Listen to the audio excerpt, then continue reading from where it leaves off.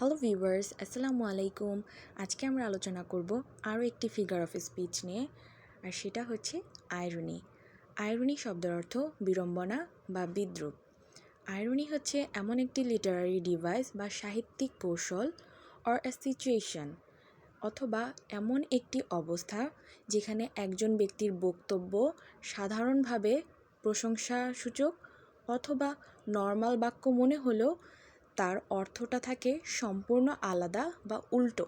In a one sentence we can say that irony হচ্ছে প্রশংসার ছলে নিন্দা করা। ফর এক্সাম্পল, স্ক্রিনে আমরা একটা পিকচার দেখতে পাচ্ছি যেখানে প্রচণ্ড বৃষ্টির মধ্যে একজন লোক ছাতা হাতে দাঁড়িয়ে আছে এবং আনফর্চুনেটলি ছাতা থাকা সত্ত্বেও সে ভিজে যাচ্ছে, কারণ ছাতাতে কিছু ছিদ্র ছিল। এই কারণে অর্থাৎ সেও হচ্ছে একটি পরিস্থিতির বিড়ম্বনায় পড়েছে।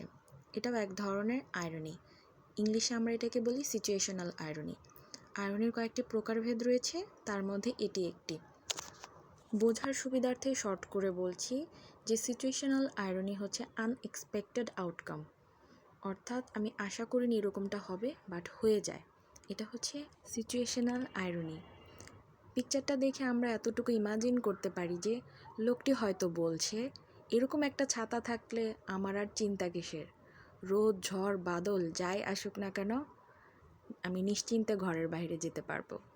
আর আমাদের এই ইমাজিনেটিভ স্টেটমেন্টটাই হচ্ছে এক ধরনের আইরনি, অর্থাৎ প্রশংসার ছলে নিন্দা। আশা করি আপনারা বুঝতে পেরেছেন। Okay then, see you in the next video. আল্লাহ হাফেজ।